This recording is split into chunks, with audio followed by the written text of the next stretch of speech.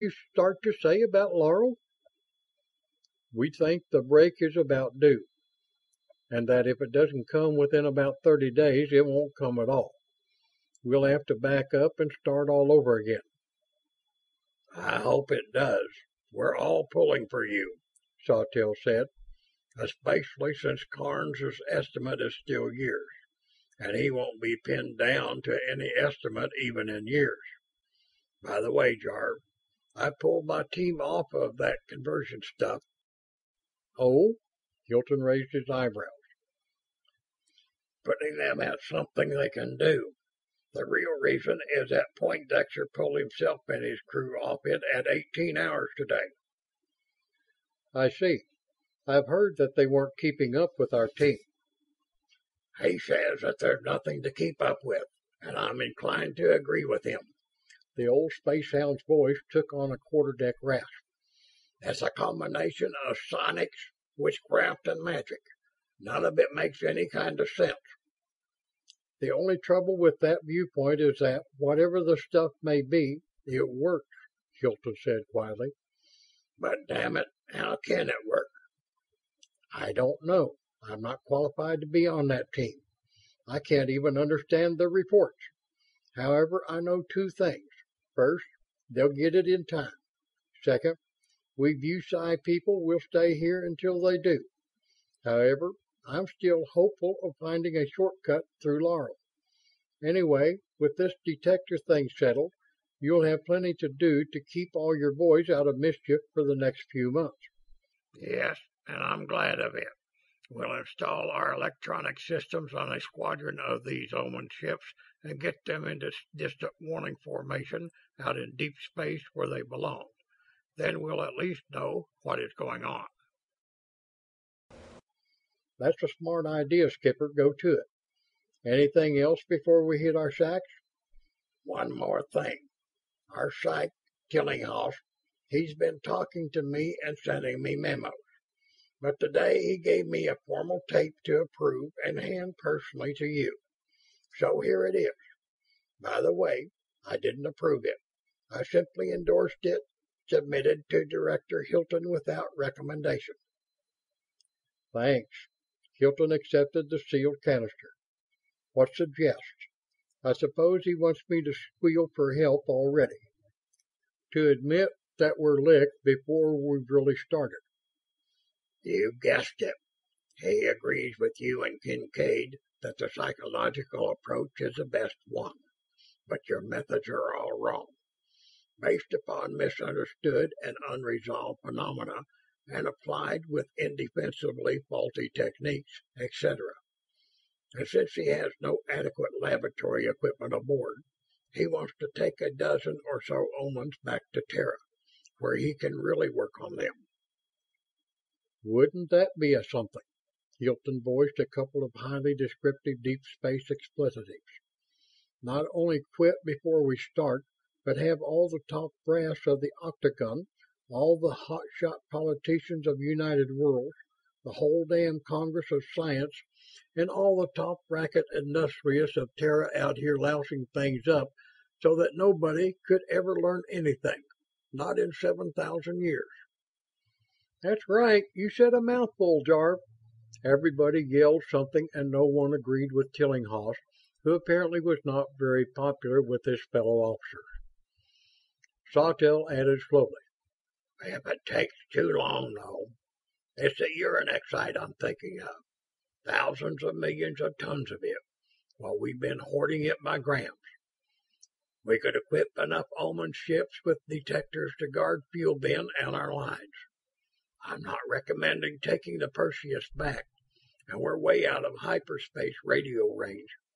We could send one or two men in a torp, though, with the report that we have found all the uranexite we'll ever need.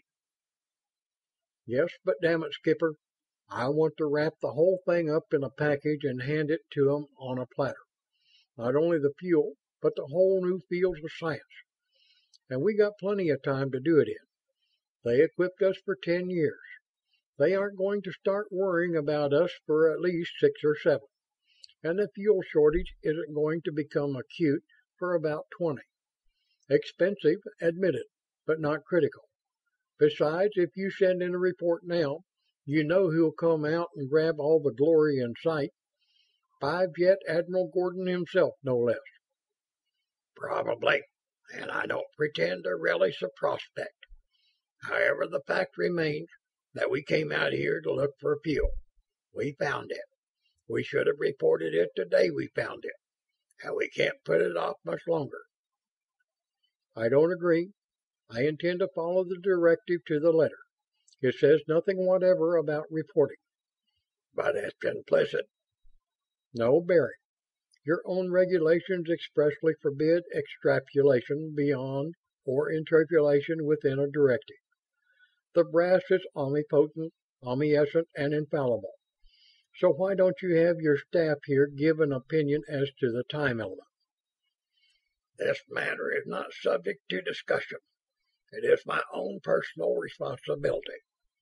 I'd like to give you all the time you want, Jarv, but, well, damn it, if you must have it, I've always tried to live up to my oath, but I'm not doing it now. I see. Hilton got up, jammed both hands into his pockets, sat down again. I hadn't thought about your personal honor being involved, but of course it is. But believe it or not, I'm thinking of humanity's best good too. So I'll have to talk, even though I'm not half ready to. I don't know enough. Are these Omans people or machines? A wave of startlement swept over the group, but no one spoke. I didn't expect an answer. The clergy will worry about souls too, but we won't. They have a lot of stuff we haven't. If they're people, they know a sublime hell of a lot more than we do. And calling it sonics or practical magic is merely labeling it, not answering any questions. If they're machines, they operate on mechanical principles utterly foreign to either our science or our technology. In either case, is the correct word unknown or unknowable? Will any human gunner ever be able to fire an Oman projector? There are 100 other and much tougher questions, half of which have been scaring me to the very middle of my guts. Your oath, Skipper, was for the good of the service and through the service for the good of all humanity, right? That's the sense of it. Okay, based on what little we have learned so far about the Omans, here's just one of those scarers for a snapper. If Omans and Terrans mix freely, what happens to the entire human race? Minutes of almost palpable silence followed. Then Sawtelle spoke, slowly, gropingly. I begin to see what you mean. That changes the whole picture. You've thought this through farther than any of the rest of us. What do you want to do? I don't know. I simply don't know.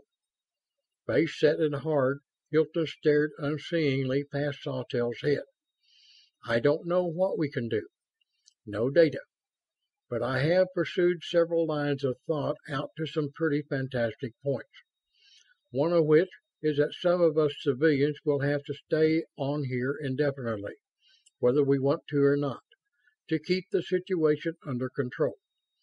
In which case we would, of course, arrange for Terra to get free fuel, FOB fuel bin. But in every other aspect and factor, both these solar systems would have to be strictly off limits. I'm afraid so, Sawtelle said finally. Gordon would love that. But there's nothing he or anyone else can do. But of course, this is an extreme view. You really expect to wrap the package up, don't you? Expect may be a trifle too strong at the moment. But we're certainly going to try to, believe me. I brought this example up to show all you fellows that we need time. You convinced me, Jarv. Sawtelle stood up and extended his hand. And that throws it open for staff discussion. Any comments? You two covered it like a blanket, Bryant said. So all I want to say, Jarv, is deal me in. I'll stand at your back till your belly caves in. Take that from all of us. Now we're blasting